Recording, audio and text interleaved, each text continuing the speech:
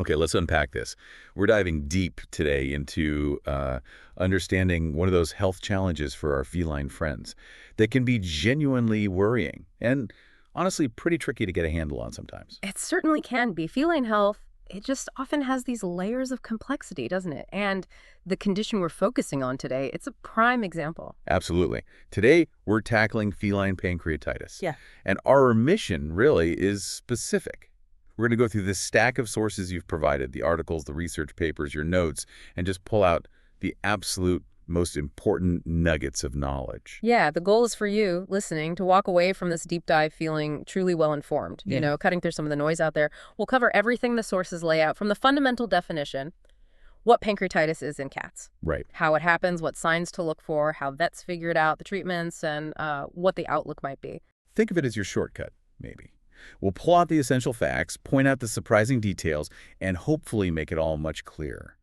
So, okay, let's jump right in. Let's understand this condition. Okay, let's start with the very basics then. What is feline pancreatitis? Well, at its core, it's inflammation of the pancreas. Simple as that, initially. Right. And the sources are clear that this isn't always like the same thing, is it? There's acute pancreatitis that hits suddenly, might resolve with less long-term damage. Exactly. And then there's the chronic kind. Chronic pancreatitis, that's more ongoing, and it often involves irreversible changes. Things like fibrosis, scar tissue forming in the pancreas. Correct tissue, okay. And what's often the first surprise here, reading through these sources, is that the cause of this inflammation in cats is actually very often unknown. Unknown. That's always a frustrating word in medicine, isn't it? It really is. So, putting the unknown cause aside for just a moment, how does the inflammation actually happen? The sources get into the pathophysiology, and this is where it gets, well, really interesting and a bit scary, honestly. Yeah. So normally the pancreas has these built-in defenses, right? Protections to stop its own powerful digestive enzymes from basically digesting the organ itself. Which you definitely don't want. Definitely not. But in pancreatitis, something goes wrong. Those defenses fail.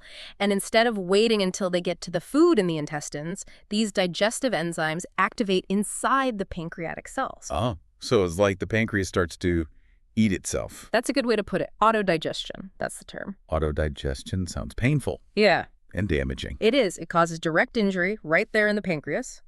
But importantly, it doesn't stop there. When these enzymes and, other inflammatory chemicals get released, they cause damage not just locally, but potentially throughout the body, systemically. The sources mention specific severe types we see in cats: acute necrotizing pancreatitis, where tissue actually dies, and acute suppurative pancreatitis, which involves pus. Wow.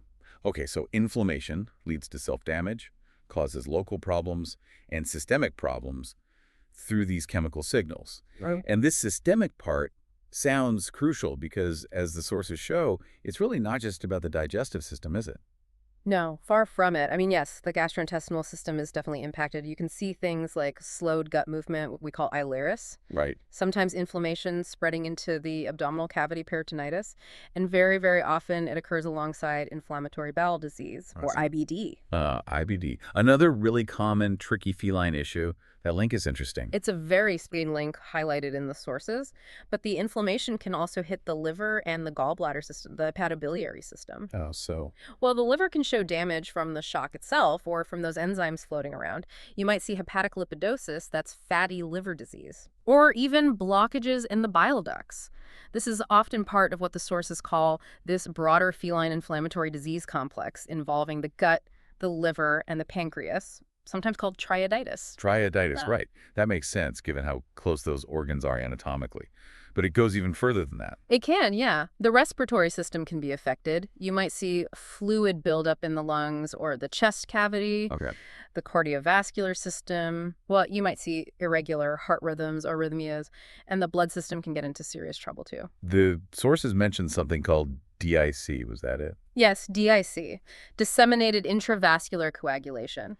It's a really severe complication where the body's clotting system goes haywire, basically. It gets abnormally activated everywhere, Yeah. potentially leading to both too much clotting and excessive bleeding. It's a bad sign. Yeah, it sounds very serious. A sign the inflammation is really spread. Exactly. It means things have become systemic and severe. Wow. Okay.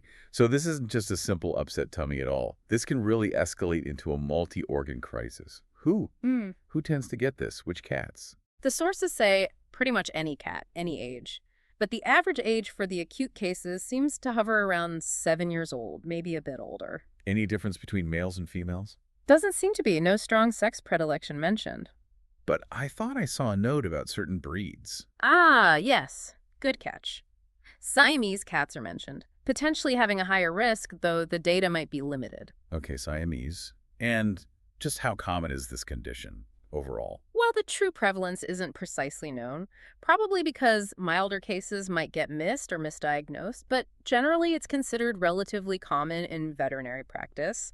It's something vets see. And those necropsy studies you mentioned. Right, the studies looking at cats after death, they suggest it's actually much more common in cats that also had liver inflammation cholangitis, or IBD. Which really reinforces that idea of the multi-organ inflammatory complex, or Triaditis. Exactly. And the sources bring up a fascinating point here. They suggest that the unique way a cat's anatomy is set up, how their bile duct and pancreatic duct join together before entering the intestine. Unlike in dogs or humans. Right. That shared pathway, plus maybe something about their specific gut bacteria, their microbiome, these factors might contribute to why cats seem prone to this simultaneous inflammation in the gut, liver, and pancreas. That shared plumbing makes them vulnerable, potentially. Potentially, yes. And it's a worldwide issue, not linked to any specific region. Okay, so we've got what it is, how it messes with the body, who gets it. Now, the really critical question for you, if you're a cat owner watching your pet, what does it actually look like? What are the signs you should be aware of? And this is precisely where it gets tricky for owners and for vets, too. Yeah. Because the signs, they're often frustratingly vague. They could point to lots of different problems. They aren't usually specific just to the pancreas. They're not like in dogs, maybe, where you often hear about severe abdominal pain being a big red flag. Exactly. The sources are quite clear on this distinction. While abdominal pain can happen in cats with pancreatitis, it's reported much less often than in dogs, much less frequently. And the same goes for diarrhea and fever. Also, less common signs in cats compared to dogs. So if those aren't the main things, what are the most frequent signs you might see at home? What do owners usually report? Based on what owners typically notice first, the big three are just not eating, anorexia, being really tired or weak, lethargy, and vomiting. Lethargy, not eating, vomiting. Okay, those are pretty general, aren't they? Very general. That's the challenge. What might a vet pick up on during a physical exam then? Well, severe lethargy is definitely a common finding on exam. Dehydration is also very, very frequent, often from the vomiting or just not taking in any fluids. You mentioned abdominal pain is less common, but if it is there, how might it show up? The cat might adopt a sort of hunched posture. Yeah. Sometimes people call it a prayer position. Or they might actively tense up or resist when the vet tries to gently feel their belly. But again, the sources stress this isn't nearly as consistent a finding as it often is in dogs. Occasionally, in really severe cases, the vet might even feel something that seems like a mass in the abdomen, perhaps an inflamed pancreas or an abscess. And fever. You said less common. Reported in maybe about a quarter of affected cats, according to these sources. So, yeah, it can happen, but it's not a hallmark sign.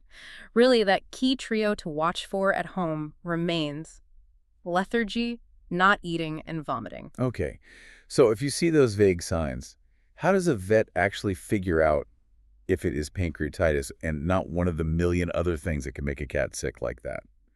Diagnosis sounds like some serious detective work. It absolutely is. It requires methodically ruling out other serious causes of, an acute abdominal illness. Like what sort of things are on that differential list? Oh, it's a long list. Any kind of major GI problem, a blockage from a foreign object, a perforation or tear, a severe infection, ulcers, Okay. tumors, maybe in the gut or the liver, problems with the urinary system or reproductive tract like severe kidney infections, a uterine infection, a ruptured bladder, or sudden kidney failure. Other liver and gallbladder diseases, like that cholangitis we mentioned, or bile duct blockages not caused by the pancreas initially.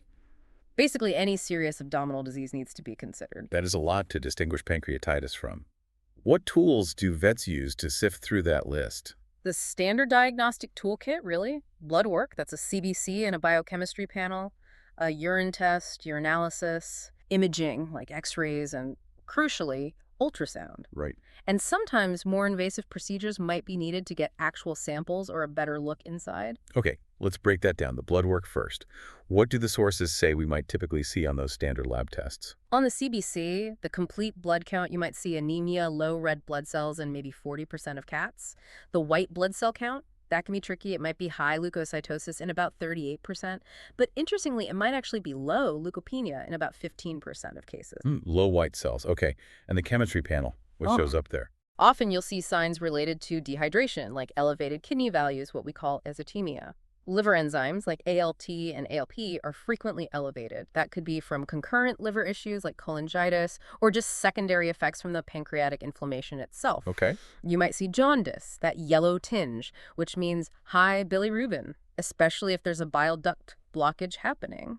And sometimes high blood sugar hyperglycemia can occur, particularly in those severe necrotizing cases. Any other really important chemistry findings the sources highlight? Yes, absolutely. Low albumin, which is a protein, is common. High cholesterol and high triglycerides are also frequently seen. And here's a really crucial piece of information that's emphasized.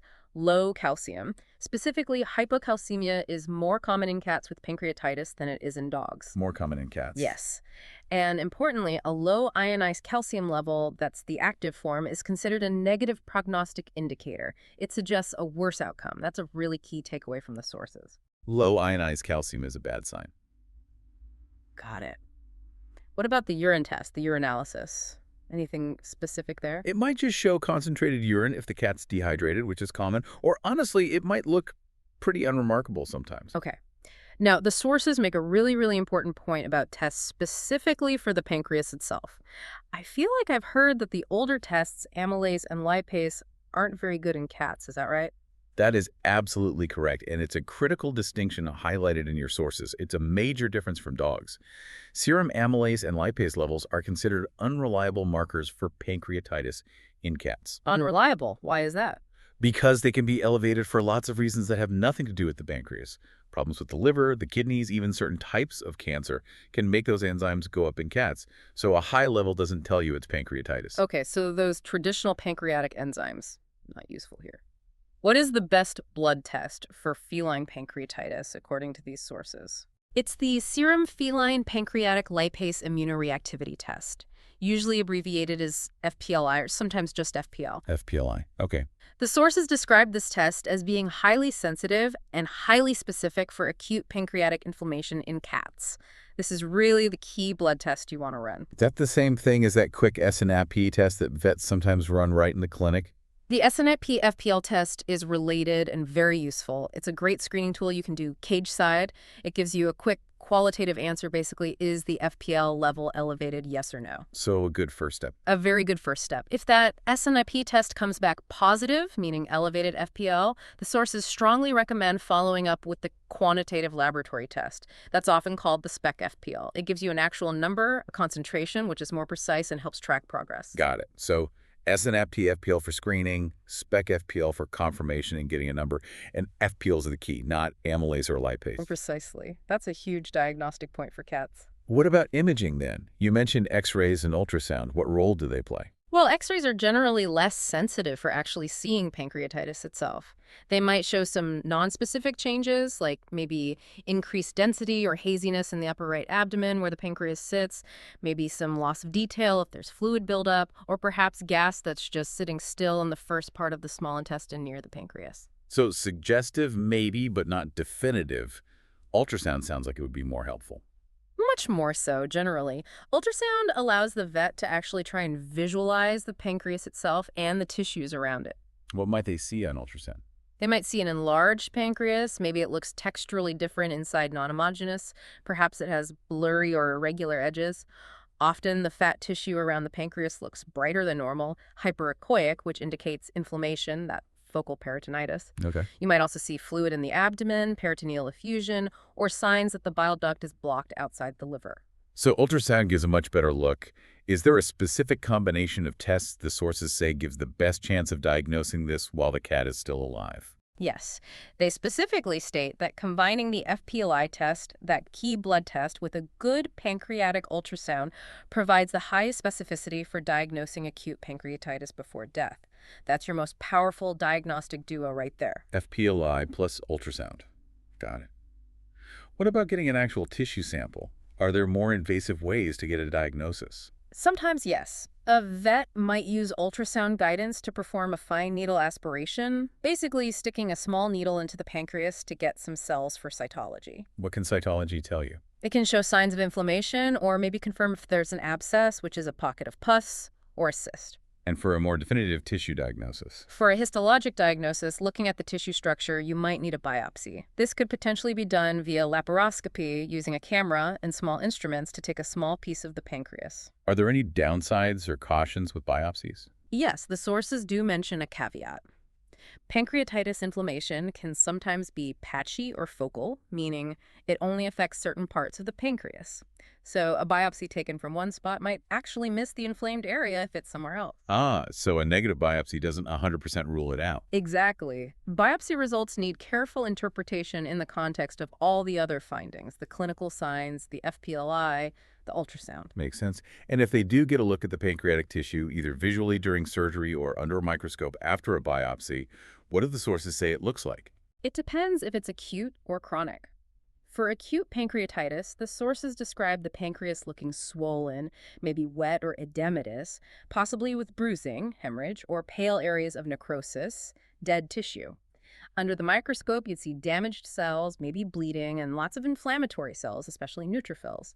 For chronic pancreatitis, it looks quite different. The pancreas might be smaller than normal, feel firm, look grayish and irregular, maybe have adhesions sticking it to nearby organs.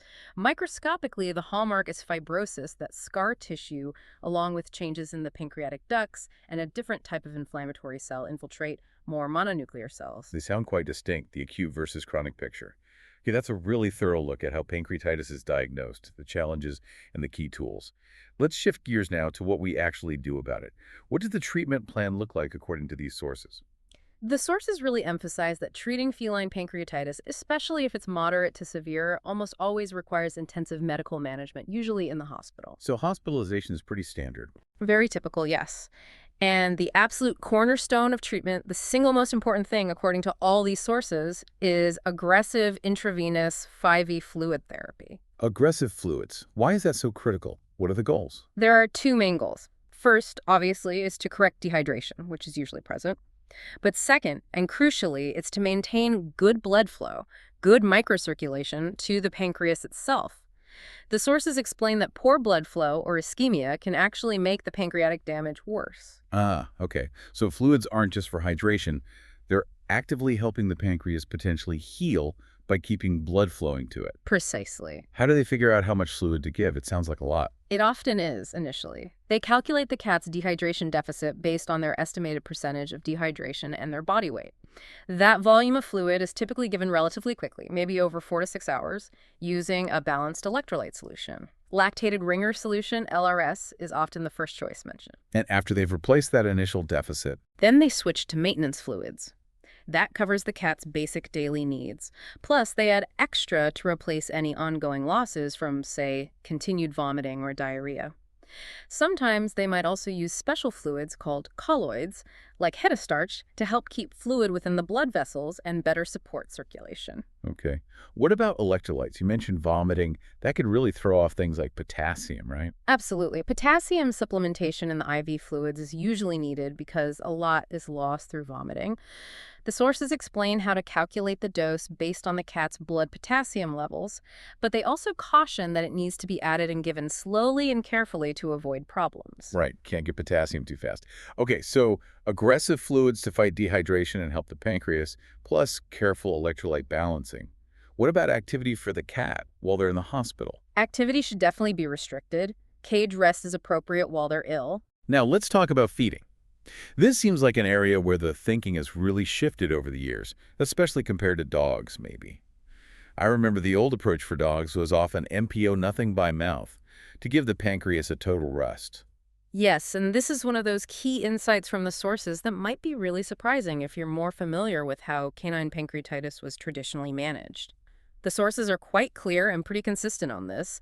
You should continue to feed orally in cats unless the vomiting is absolutely intractable, meaning uncontrollable. Wait, continue feeding.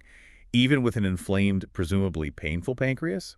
That feels counterintuitive. It does, doesn't it? But the sources explain the rationale very clearly. Feeding, even small amounts, helps maintain the health and integrity of the cells lining the intestine. Keeping those gut cells healthy is crucial for minimizing something called bacterial translocation. Bacterial translocation. Yeah, that's when bacteria from inside the gut leak across the gut wall into the bloodstream or abdominal cavity. That can significantly worsen the systemic inflammation and potentially lead to sepsis. Feeding helps keep that gut barrier strong. Ah, okay. So keeping the gut fed protects against wider infection and inflammation.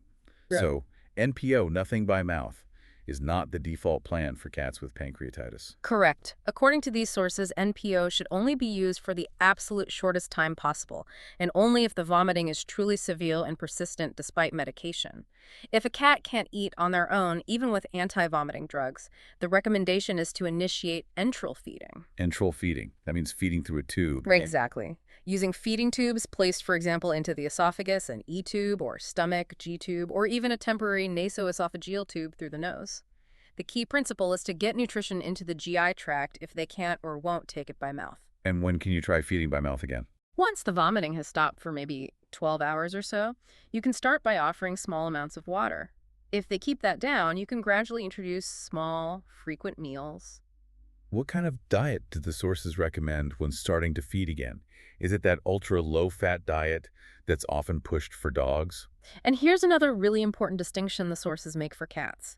They state that most veterinary nutritionists now agree that excessive dietary fat restriction is generally not necessary in cats recovering from pancreatitis. Not necessary.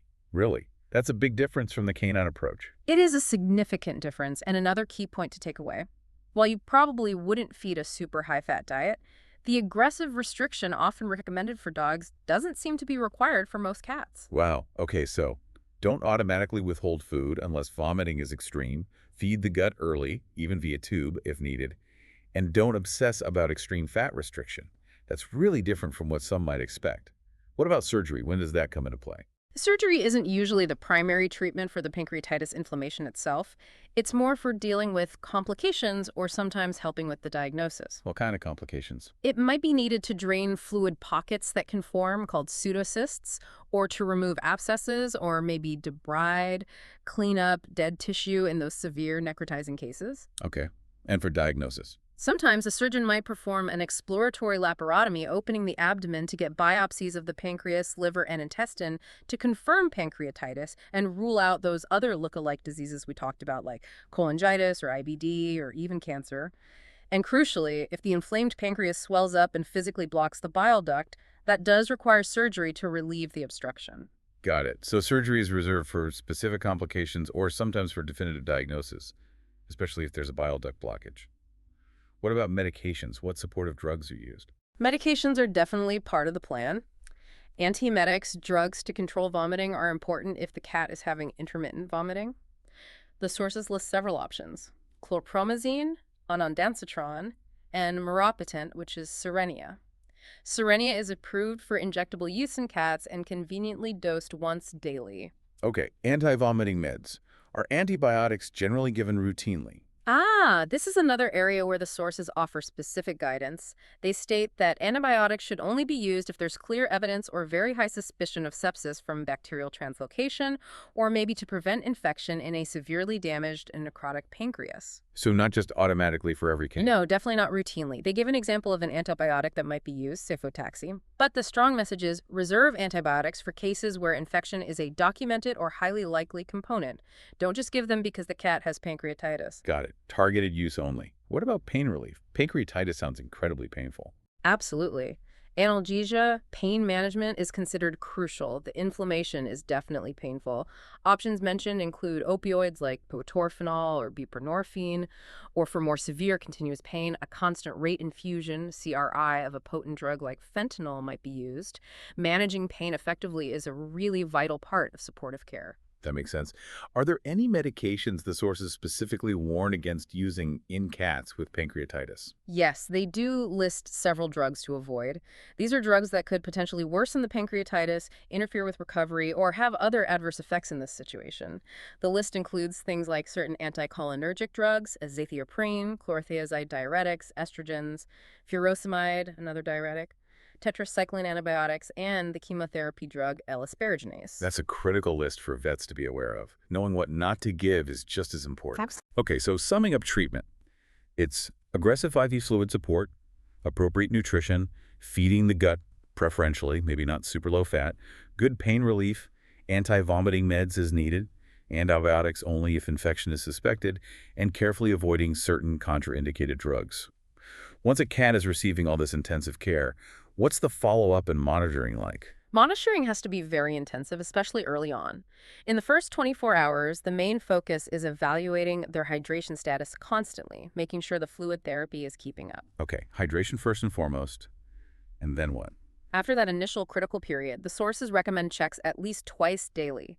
That includes a full physical exam, monitoring body weight, checking basic blood values like hematocrit, red cell count, and total protein, keeping an eye on kidney values, Right. UN, and tracking urine output to make sure the kidneys are working well. And they're adjusting things based on those checks. Exactly. After the first 24 hours or so, they reevaluate how effective the fluids have been and adjust the rate or type of fluids as needed. They'll also repeat blood tests to check electrolytes and acid-base status. And I assume they're also watching closely for signs of those bigger systemic problems we talked about earlier, like DIC or respiratory issues. Precisely. Close monitoring for any clinical evidence that the inflammation is affecting other organ systems is absolutely essential. The goal is to catch any complications early. As the cat improves, the aim is to gradually taper the IV fluids down towards just maintenance needs. And keep up the feeding plan. Yes, definitely maintain either oral or enteral tube feeding with an appropriate diet, remembering that point about not necessarily needing extreme fat restriction for most cats. What about longer-term things to watch for after they hopefully get through the acute phase? It's important to monitor for signs of that concurrent inflammatory bowel disease, which is so often linked, and treat that if it becomes apparent. And very importantly, especially in cats who had severe acute pancreatitis, particularly the necrotizing kind, you need to monitor carefully for potential long-term complications or consequences. What kind of long-term issues can pop up down the road? The sources specifically highlight three major potential sequelae. One is exocrine pancreatic insufficiency, or EPI. That's where the pancreas becomes so damaged it can no longer produce enough digestive enzymes. So they can't digest their food properly. Correct. The second is diabetes mellitus. The severe inflammation can permanently damage the insulin-producing cells in the pancreas. Leading to diabetes. Yes. And the third is hepatic lipidosis, that fatty liver disease, which can sometimes develop secondary to the anorexia and metabolic stress of pancreatitis. These can be very serious, life-altering conditions that result from the initial pancreatitis episode. Wow. So the pancreatitis itself might resolve, but it can sometimes leave behind these other major chronic health problems. That's tough. It really highlights the potential severity. Are there any ways the sources suggest we might try and prevent pancreatitis in the first place? Well, given that the cause is often unknown, prevention is difficult. But based on potential risk factors mentioned, the main suggestions are pretty general. Weight reduction for cats that are obese, and avoiding diets that are excessively high in fat, although we know extreme restriction isn't key during treatment. Okay. And finally, pulling it all together, what's the overall outlook? What's the prognosis typically like for cats diagnosed with pancreatitis? The sources generally state that the prognosis is guarded for most patients, especially those with the severe acute necrotizing form, ANP. Guarded, meaning uncertain, could go either way. Exactly, it's serious. Cats that show evidence of inflammation affecting multiple organ systems, that systemic involvement we discussed, tend to have a less favorable response to treatment and a poorer prognosis. And in the most severe cases, what factors make the prognosis worse? The prognosis is described as moving from guarded towards poor for cats with very severe necrotizing pancreatitis, those that have that low ionized calcium level we flagged earlier, and those with significant systemic complications like DIC or kidney failure. It really sounds like the severity of the initial pancreatic damage and whether the inflammation stays localized versus becoming systemic are major factors dictating the potential outcome. Yeah, that seems to be the consistent message from these sources. It's a challenging condition, no doubt about it. Okay. This deep dive has really unpacked a lot, hasn't it? Feline pancreatitis. Hmm. Clearly complex. It's often difficult to diagnose because those initial signs are so vague. It requires very specific tests, like the FPLI and ultrasound, to get closer to an answer. Hmm. And the treatment demands really aggressive supportive care, focusing heavily on those IV fluids, making sure the gut gets nutrition early, and appropriately remembering that nuance about fat, sometimes needing feeding tubes, good pain control, and avoiding certain drugs. And as we've seen, unfortunately, it often carries that guarded prognosis with the very real potential for those serious life-altering complications like EPI, diabetes, or fatty liver disease down the line. Absolutely. Going through these sources together, hopefully, has given you listening a comprehensive look, cutting through some of that potential information overload out there. We've really Mhm. tried to explore the what, the why, the how it happens, the signs, the diagnosis, the treatment, and what might come next. It really does underscore just how interconnected all these systems are in feline health, particularly the gut, liver, and pancreas. It really does. And that leaves us with maybe a final provocative thought for you to consider. Given that unique feline anatomy, that shared duct system connecting the pancreas, liver, and gut, and the strong links the sources point to with other inflammatory diseases like IBD and cholangitis, that whole Triaditis picture, what further questions does this raise for you about how we should approach managing not just a problem in one organ, like the pancreas, but perhaps the overall interconnected health of a cat's entire digestive and hepatobiliary system? Something to think about.